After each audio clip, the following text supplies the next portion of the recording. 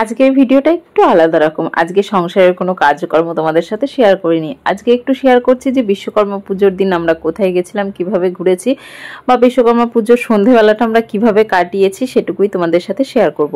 তোমাদের দাদাভাই 12 ঘন্টার ডিউটি ছিল, 12 ঘন্টা ডিউটি সেরে এই এক্ষুনি বাড়িতে আসলো। বাড়িতে এসেই চেঞ্জ করে দেখো চলে এসছে গাড়িটা বের করে গাড়ি ধোয়ার জন্য।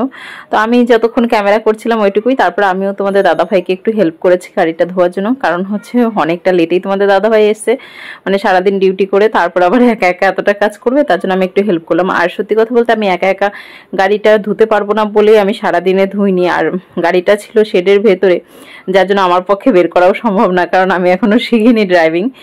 তো তার জন্য তোমাদের দাদাভাই আসলো, ততক্ষণ আমি অপেক্ষা করেছি। সকালে ঘরের পুজো সমস্ত কিছু পুজো কমপ্লিট করে নিয়েছি, এই গাড়িটা পুজো করার জন্য ওয়েট করছিলাম তোমাদের দাদাভাইয়ের জন্য। তো তোমাদের দাদাভাই এসে ধুয়ে দিল, ক্লিন করে দিল, তারপরে দেখো আমি পুজো করে নিচ্ছি। তারপরে এখন সবাই মিলে আমরা বেরোবো একটুখানি ঠাকুর দেখতে। সারাদিনে তেমন কোনো প্ল্যানিং ছিল না, হঠাৎ করে তোমাদের দাদাভাই এসে বললো যে চলো ঘুরতে যাই। আর তার আগে আমার একটা ফ্রেন্ডের সঙ্গে দেখা হলো, তো বললো যে চলো আমরাও যাবো, একসঙ্গে ঘোরা হবে। তো বললাম ঠিক আছে চলো তাহলে একসঙ্গে আমরা গাড়িতে করেই চলে যাই, কারণ বাইক নিয়ে গেলে অনেকটাই দূর, আর মানে রাত্রিবেলা হয়ে গেলে আর বাই চান্স যদি বৃষ্টি হয় তাহলে অসুবিধা হবে। তার জন্য গাড়ি নিয়ে সবাই মিলে চলে আসলাম। কিন্তু গাড়ি নিয়ে এসেও যে আজকে এতটা বিপদে পড়েছি, মানে এতটা ফেসে গেছি সত্যিই ভাবতে পারিনি। অনেকটা আনন্দ নিয়েই বেরিয়েছিলাম ঠাকুর দেখতে, যে সমস্ত জায়গায় প্যান্ডেল দেখবো, ঘুরে বেড়াবো। মানে এখান থেকে অনেকটা দূরেই দুর্গাচক নামে জায়গা আছে, তারপর আরো অনেক জায়গা আছে। সবাই আশেপাশে সবাই বলছিল যে ভালো ভালো প্যান্ডেল হয়, দেখে এসো। তো সেই উদ্দেশ্যেই বেরিয়েছিলাম, কিন্তু আমাদের কপালটা আজকে এতটাই খারাপ ছিল যে সেগুলো আর কিছুই কমপ্লিট করতে পারিনি। এখন আমরা যেখানে আছি এখানে তোমাদের দাদাভাই ডিউটি করে, মানে এটা ফ্যাক্টরির বাইরেটা, আর ফ্যাক্টরির ভেতরে তোমাদের দাদাভাই ডিউটি করে। তো এটা ইন্ডিয়ান অয়েলের একটা ভাগ। আমি অতটা সঠিক জানি না, সত্যি কথা বলতে এসব বিষয় নিয়ে তোমাদের দাদাভাইয়ের সঙ্গে বেশি আলোচনা করাও হয় না। তো মানে আমার যেটুকু আইডিয়া আর কি, যতটা থেকে বুঝতে পারি, তো সেই হিসেবেই আমি যেটুকু তোমাদের সাথে শেয়ার মানে যেটুকু জানি সেটুকুই তোমাদের সাথে শেয়ার করলাম। তো এখানে বেশ বড় করে প্যান্ডেল হয়েছে আর খুব সুন্দর লাগছে। সত্যি কথা বলতে বিশ্বকর্মা পুজো এত বড় করে আমি জীবনে কোনোদিন দেখিনি, এই ফার্স্ট দেখা আমার। তোমাদের দাদাভাইয়ের জন্য কত কিছু দেখতে পাচ্ছি। সত্যি আমরা গ্রামে জন্ম নিয়েছি বা গ্রামেই মানুষ হয়েছি, এত কিছু যে জীবনে দেখতে পারবো, বা এত কালচার বা এত আলাদা আলাদা মানুষজন, কথাবার্তা, সমস্ত কিছু যে চোখের সামনে এভাবে দেখতে পারবো বা জানতে পারবো, তাদের কথা শিখতে পারবো, বুঝতে পারবো, এটা কখনোই ভাবতে পারিনি। তোমাদের দাদাভাইয়ের সাথে বাইরে আসার পর থেকে অনেক কিছু জানছি, অনেক ধরনের মানুষকে দেখেছি, অনেক ধরনের কথাবার্তা শিখেছি, মানে সবকিছুই একদম আলাদা একটা লাইফ পেয়েছি। মাঝে মধ্যে বেশ ভালোই লাগে, আবার মাঝে মধ্যে না যখন ভাবি যে নিজের গ্রামটা ছেড়ে থাকতে হচ্ছে বা আত্মীয় পরিজনকে ছেড়ে থাকতে হচ্ছে, তখন খুব কষ্ট লাগে। মানে সমস্ত কিছুর মধ্যে যেমন একটা ভালো লাগাও আছে, তেমন একটা খারাপ লাগাও আছে। কথায় বলে না যে একটা জিনিসের যে একটা ভালো দিকও থাকে, একটা খারাপ দিকও থাকে, তো সেটাই হচ্ছে আমাদের সাথে। যেমন বাইরে থাকার একটা ভালো দিকও আছে, তো খারাপ দিকও সেরকম আছে। বাড়ির সমস্ত কিছু স্যাক্রিফাইস করতে হয়। আবার এখানে থেকে যে জিনিসগুলো দেখতে পাচ্ছি সেগুলো বাড়িতে থেকে কোনোদিনও দেখতে পারতাম না। তো যাই হোক, এদিকে দেখো আরেকটা প্যান্ডেলে এসেছিলাম, এখানে প্রোগ্রাম হচ্ছে খুব সুন্দর, মানে এত ভালো লাগছিল। কিন্তু না এই জায়গাটা এত কাদা। সত্যি কথা বলতে বিশ্বকর্মা পুজোর আগে 3-4 দিন যেভাবে কন্টিনিউ বৃষ্টি হয়েছে, তাতে কাদা হওয়াটা স্বাভাবিক।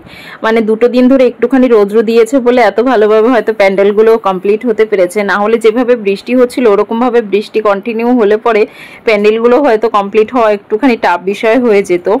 আর প্যান্ডেলগুলো এত সুন্দর করেছে না, মানে আমি সত্যি দেখে অবাক হয়ে গেছি। আর আমার পেছনে দেখো কতটা কাদা, তোমরা দেখে বুঝতেই পারছো। আর আমাদের বাঙালিদের না একটা অভ্যেস আছে, যতই ঝড় জল কাদা হোক না কেন বাঙালিরা কিন্তু পুজো প্যান্ডেল দেখতে বা পুজো দেখতে বের হবেই।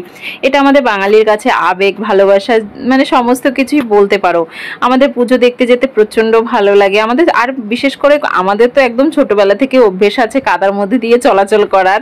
মানে আমি যখন ক্লাস 5-6-এ পড়ি, তখন আমাদের মানে ছোটবেলা থেকে দেখে এসেছি আমাদের ওইদিকে পাকা রাস্তা ছিল না, মাটির রাস্তা ছিল।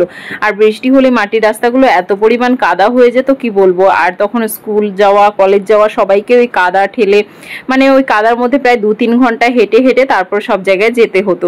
তো সেই জন্য আমার বাবা মা আমাকে হোস্টেলে ভর্তি করেছিল, যে ওই কাদা ঠেলে প্রত্যেকদিন স্কুলে যাওয়া আমার পক্ষে একটুখানি কঠিন বিষয় হয়ে যেত, যার জন্য হোস্টেলে ভর্তি করেছিল। তো এদিকে দেখো তোমাদের দাদা ভাইয়ের ব্যারাকের ওই দিকটা ঘুরে আসলাম। তারপরে আরেকটা প্যান্ডেল দেখতে এসেছি। এখানে এসেই আমরা সব থেকে বড় বিপদে পড়েছি আর কি বলবো। এটা হচ্ছে টাটা স্টিল প্ল্যান্টের ভেতরে পুজো হচ্ছে। তো এখানে খুব সুন্দর করে প্যান্ডেল হয়েছে আর এত ভালো লাগছে কি বলবো। আর এখানে প্রোগ্রামও হচ্ছিল, বসে বসে বেশ একটা গান শুনলাম সবাই মিলে।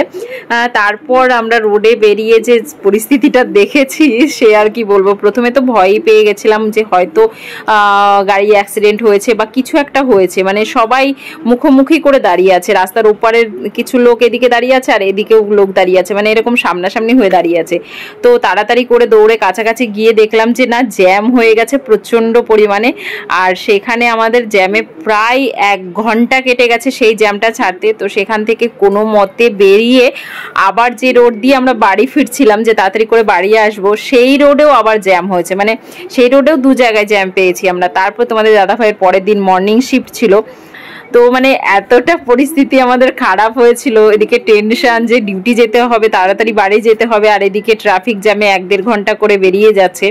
আর তার সব থেকে বড় কথা হলো যে আমরা আরো ঠাকুর দেখতে যাব, সেই প্ল্যানটাও আমাদের ক্যান্সেল হয়ে গেছে। আর কতটা জ্যাম দেখতে পাচ্ছ, আমরা গাড়ি নিয়ে কিন্তু সাইডে দাঁড়িয়েই আছি। আমরা যেখানে পার্কিং করেছিলাম ওখানেই দাঁড়িয়েছিলাম 1 ঘন্টা মতো। আর এই জ্যামের কারণে বাচ্চাগুলো এত পরিশান হয়ে গেছিল যে কি করবে, গাড়ির মধ্যেই খেলতে শুরু করে দিয়েছিল। আর খেলতে খেলতে আমাদের তোজো একটু বেশি দুষ্টুমি করতে শুরু করে দিয়েছে। দেখো কোথায় উঠে বসে রয়েছে, আর ওইখান থেকে নামবেই না। ওকে জোর করে যেই নামাতে যাচ্ছি আমার সাথে এত ঝামেলা করছে, আমাকে উল্টে মারছে আর কি। তো সেই দিন রাতটা কোনো রকমে কেটেছে। এটা হচ্ছে পরের দিনের ভিডিও। সেই দিন আর কোনো ভিডিও করার মানসিকতা বলো যাই কিছু, সমস্ত কিছু শেষ হয়ে গেছিল। মানে আমরা শুধু বসে বসে কপাল চাপড়াচ্ছিলাম যে কি হয়ে গেল আমাদের সাথে, যে আমরা ঠাকুর দেখতে বেরোলাম এই পরিস্থিতি হলো। তারপরের দিন দেখো আমি বেরোতে একদমই চেয়েছিলাম না, তোমাদের দাদা ভাই দেখো জোর করে নিয়ে এসে বলছে চলো আমাদের কোম্পানিতে সবাইকে নেমন্তন্ন করেছে, খিচুড়ি প্রসাদ হবে, তো চলো তোমাকে ঘুরিয়ে নিয়ে আসি, দেখে আসি। তো আমি তো একদমই প্রথমে আসতে চাইছিলাম না। তো তারপরে তোমাদের দাদাভাই জোর করলো পরে রাত 8টার সময়, তখন আসলাম। এসে দেখি বেশ সুন্দর সবাই এসেছে। আর আমাদের ওখানকার সবাই আরো আগেই চলে এসছে, সন্ধ্যেবেলায় চলে এসেছিল। তো আমাদের আসতে একটু লেট হয়ে গেছিলো, ওই যে আমি আসবো না করছিলাম। তো যাই হোক এসে বেশ অনেকটাই ভালো লাগলো। এই দিন কিন্তু আমি কোনো বড় ভিডিও শুট করিনি, সত্যি কথা বলতে। আগের দিন যেই পরিস্থিতি হয়েছিল না, তাতে মন মানসিকতা একদমই ভালো ছিল না, যার জন্য শুট করার ইচ্ছে একদমই ছিল না। তোমাদের দাদাভাই জোর করলো বলে কিছু শর্ট ভিডিওর জন্য ক্লিপস নিয়েছিলাম। তো সেই ক্লিপসগুলোই আমি তোমাদের সাথে শেয়ার করছিলাম। আর সত্যি কথা বলতে আজকের দিনে হয়তো না আসলে একটা জিনিস মিস করে যেতাম। আমার একটা সাবস্ক্রাইবারের সঙ্গে হঠাৎ আমার দেখা হলো।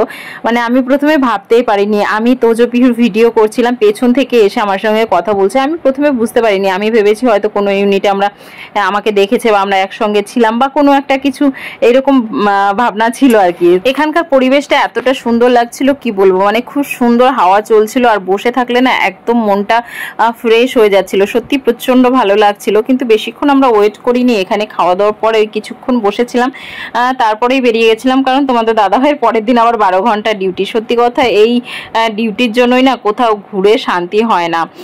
তো এই জায়গাটা দেখো সমস্ত বাচ্চারা খেলছিল, তো তোজো পিহুরও ইচ্ছে করলো একটুখানি যাওয়ার জন্য, তো ওরা উঠছিল।